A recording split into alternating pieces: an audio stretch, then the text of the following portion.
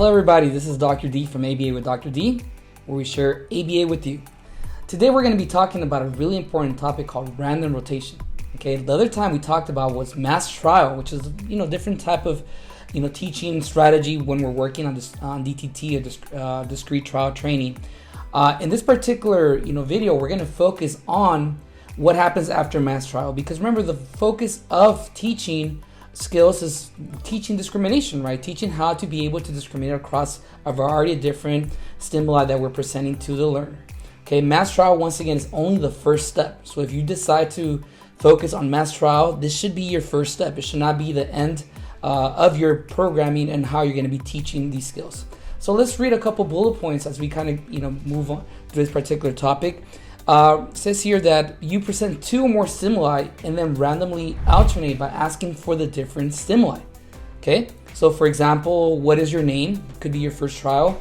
How old are you? Can be your trial 2. And you basically alternate these questions. Okay, the difference once again for mass trial is that you're going to be asking the same question over and over again. So for example, what is your name? What is your name? What is your name? In this particular system or this particular process, we're going to be asking, what is your name? So child responds, and then we're going to ask, how old are you? Okay, so there's a difference there. Okay, that's why this is now random rotation. And then here it says that this is the most difficult level of discrimination, but it is an essential checking point to ensure the learner has indeed acquired the skill. Okay, really important to emphasize that. Some BCBAs prefer to get right onto random rotation. Others would rather start with mass trial and build to RR. Okay, so that's really important to make note of that. Some clinicians say, hey, let's just get right into random rotation. Some people say, hey, let's build from mass trial. We meet some criteria and then we move on to random rotation. So you can take either approach. It really depends on the learner, which is what I said here. It really will depend on how the learner is performing. Your data should indicate whether your learner is struggling a little bit with certain, approach you're taking.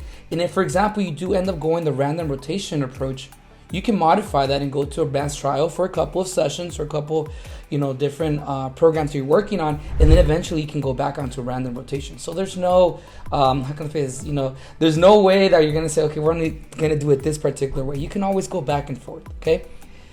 Here it says that presenting at least 3 stimuli to the learner in listener responding program is the best test. 4 or more, even better tests. Okay. Now I did say think probability, because if you think about it, when you're presenting, an instruction, you present 2 different options. Let's say that I'm running a listener responding program of receptively or responding to identifying colors, right? So I present a blue, item, and then a red item. The probability for the learner to guess the correct item is 50%, right? So just by logic, there's a 50% chance that they're going to just randomly pick the correct answer. If I increase that field size or increase more stimuli, let's say I had 3, now I have 33% of guessing the correct answer. If I had 4, it goes down to 25%, and so on and so forth. So you kind of get the idea that the more items you're presenting in the field, the less, possibility that you're going to have this guessing the correct answer situation occurring. Okay, because that could happen when you're working in with this particular programs. Okay.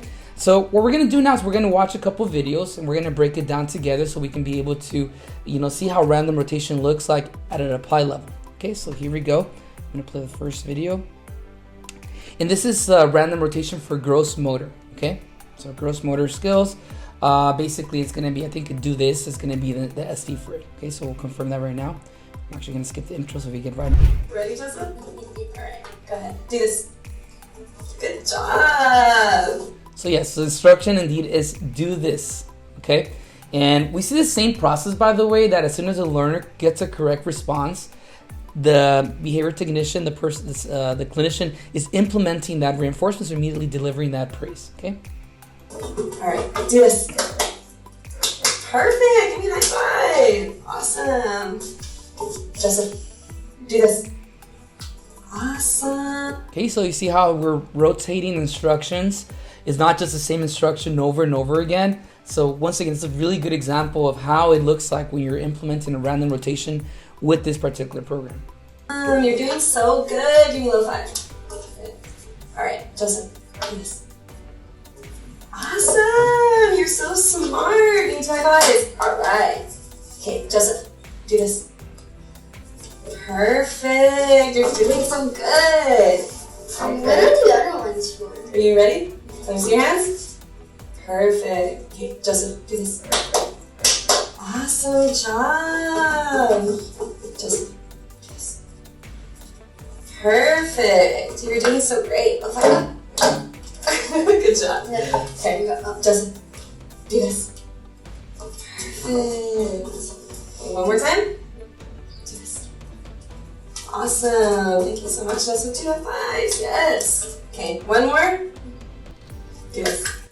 Awesome. All right, so that pretty much is a really good example of random rotation when you're implementing the listener responding program for, gross motor imitation. Okay, so do this as an SD. Once again, this is a very good example because you saw how the clinician was able to rotate those instructions. It wasn't the same instruction over and over again. Okay, so go ahead and watch the next. I have another video for you. So this is tacting, which tacting is basically in verbal behavior type of lingo that we're using here, which is basically an operand or verbal operand that we talk about. And sometimes people say it's an expressive identification, or it's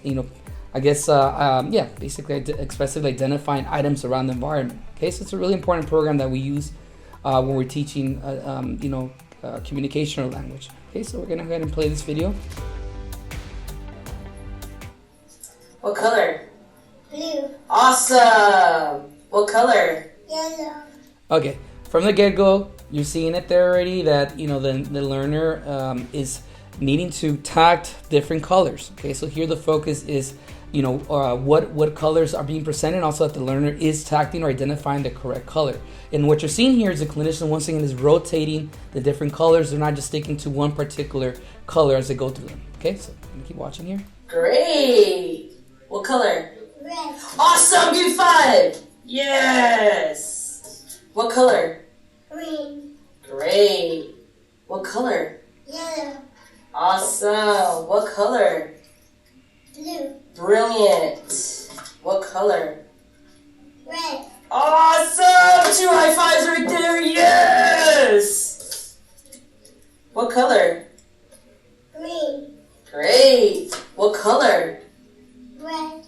Great. Fist pump. Nose up. What color?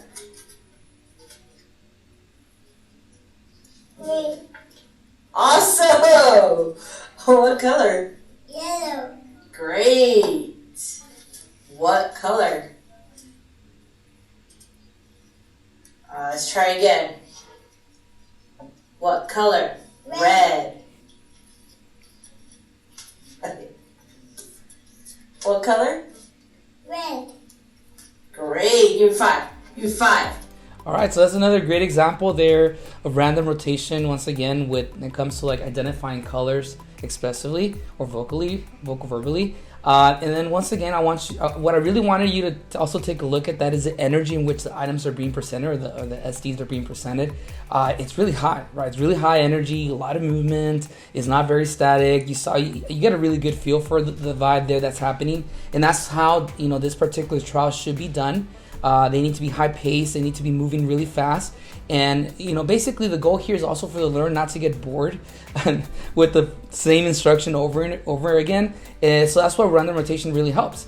Also, I was going to say another thing, that random rotation is a perfect confirmation that if, for example, you did mass trial something, for example, one of the colors, the random rotation would be a good way to confirm that particular color is truly being discriminated or identified successfully when you're presenting it with other colors. Okay, so it's basically your final checking point to master or meet criteria with the particular item that you're working on. Okay, so we got one more video to show, so here we go. This is introverbal. This is a good one too. It's a different type of verbal operand that we talk about here, basically responding to some social questions. So I want you to pay very close attention to how they're going to be rotating those social questions across the trials. Hi Joseph, how you doing? Good. Can I get a high five? It's good seeing you again. All right. Are you ready to do some work? More work. More work. Yeah. All right. I will work. Are you ready, my friend? Yes. Okay. What's your name? Riddle. Try again. What's your name? Joseph. Nice job, Joseph. Can I get a high five? Okay, perfect example there. Child responds incorrectly. the clinician immediately provides feedback. Some people would say like you don't need to provide feedback after the correct response, or you should provide feedback. I hear both sides. To be honest with you, at the end of the day, you're gonna base it on the learner. I don't think this learner specifically really cared for the feedback, or it didn't really cause any significant issues there. So immediately that SD was presented again, which is basically an example of error correction occurring within a random rotation, which is beautiful. This is a really good example too, because that could happen when you're running your random rotation trials as well, especially if you're jumping onto the random rotation mode from the get-go. Okay, so a really good example here. How old are you? I'm 8 years old. Nice job. How old are you? I'm 8 years old. Awesome. What's your name? Joseph. Excellent. Woo. So you saw that he presented how old are you twice, and he went back onto the random rotation mode, which is basically asking that first question he asked, which is what is your name. So you could do that once again because it's random. There's a lot of flexibility. You could do a one opportunity or one time where you're asking the same question. You can go back to the same question. You can throw another question afterwards. So there's that flexibility when you're doing a random rotation to be able to go back and forth with your questions or your SDs. And how old are you? 8 years old. Very nice. How old are you? 8 years old. Very good, my friend. And what's your name? Joseph. Excellent. What's your name? Joseph. Awesome. Last one. And how old are you? 8 years old. All right. So basically, once again, that's another great example of random rotation. This particular learner, he was even asking, this is the last one. So there might be scenarios where that is a great indication. You could probably present more variety of instructions, but this is once again for video modeling purposes to see how random rotation looks like with this particular program. So I hope these videos are helping you out. We're very close to getting to 2,000 subscribers. Wow, that's so cool. I'm so happy to see that. And we're getting a lot of views, a lot of likes, so I really appreciate the love.